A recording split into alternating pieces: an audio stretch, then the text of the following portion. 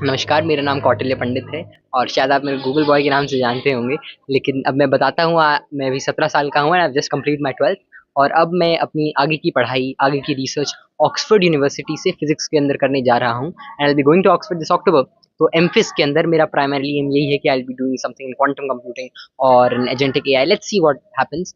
तो मेरा प्राइमरीली गोल यही था कि आई डू रिसर्च और कुछ ऐसा करूँ which affects the life of millions positively and I choose physics as a tool and an agent for that. तो किस तरह देखते हैं आप काफ़ी वायरल हुए और उसके बाद अब इतना बड़ा मुकाम हासिल किया, बहुत कम लोगों को जो है इस तरह का चांस मिलता है। देखिए, हाँ, सही बात है। ये मेरी अच्छी किस्मत थी और सभी का आशीर्वाद था आप सभी का कि I got a lot of opportunities, platforms. I met doctor APJ Abdul Kalam, I went to KBC, Kapil Sharma show, n number of times in different places of India. बाहर भी I went to House of Commons, UAE और दुनिया भर की मेरे को छोटी-छोटी बहुत सारी चीज़ों को सीखने का मौका मिला। तो आई वाज़ वेरी फॉर्च्यूनेट और इससे मेरा और विज़न ब्रॉड हुआ, अंडरस्टैंडिंग के अंदर क्लैरिटी आई, जिसकी वज़ह से I got proper understanding of things.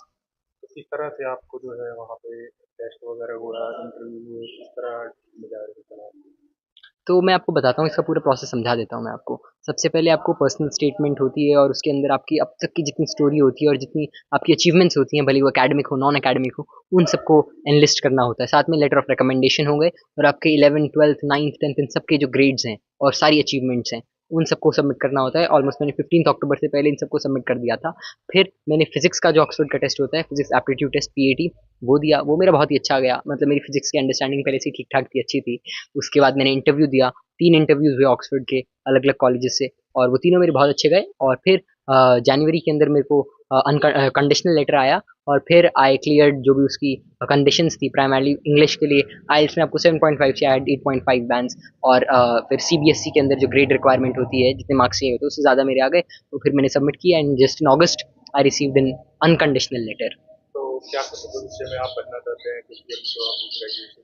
जी, देखिए भविष्य की तो बहुत लंबा रास्ता है और अभी बस शुरुआत हुई है। अभी सीखने के लिए बहुत सारी चीज़ें बाकी हैं। तो मैं बस इतना ही कहूँगा कि भविष्य का तो देखा जाएगा, लेकिन अभी मैं इतना इंश्योर कर सकता हूँ कि मैं फ़िज़िक्स में, क्वांटम कंप्यूटिंग, एआई या इन सारे फ़ील्ड्स के अंदर अपने आगे का जीवन लगाना चाहता हूँ और मैं कुछ ऐसा करना चाहता हूँ जो कि एक पॉज़िटिव इम्पैक्ट लाए, किसी भी तरीके से लाए। वो तो अभी धीरे-धीरे जाके और जब और चीज़ें मैं जानूँगा तो और अच्छी तरीके से पता चलेगा। लेकिन I want to effect the life positively. आप जैसे और बच्चे हैं, कई बार नंबर कम आते हैं, कुछ गलत कदम उठा देते हैं, उनके लिए कोई संदेश कैसे? नहीं, मैं कहूँगा देखिए बात प्रोसेस की है।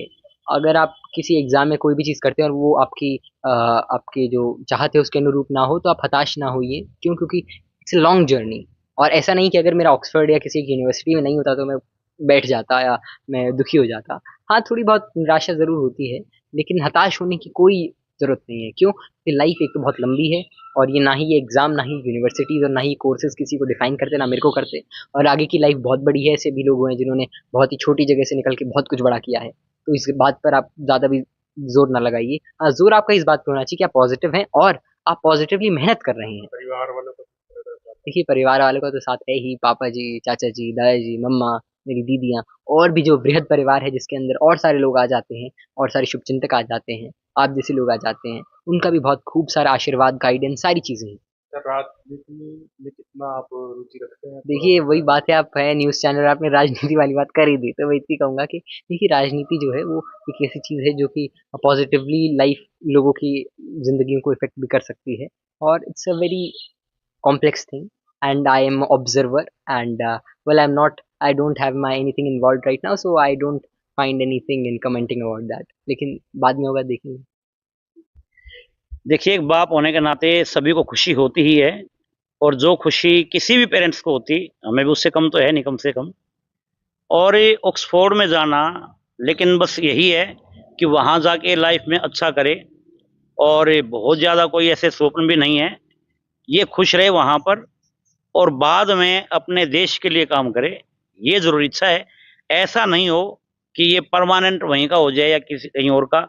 ठीक है, वहाँ पर हो, कुछ समय आदमी अपने आप को समर्थ बनाने के लिए भी वहाँ लगा सकता है, बट ओवरऑल एंड में अपने देश की सेवा करे आके, यही हो। तो हालाँकि कौटिल्य ने बताया नहीं सर कि वो भविष्य में क्या कुछ बनना चाहेंगे, लेकिन आप पिता हैं, आप नहीं, नहीं, हमारा सच में ऐसा कोई स्वप्न नहीं है।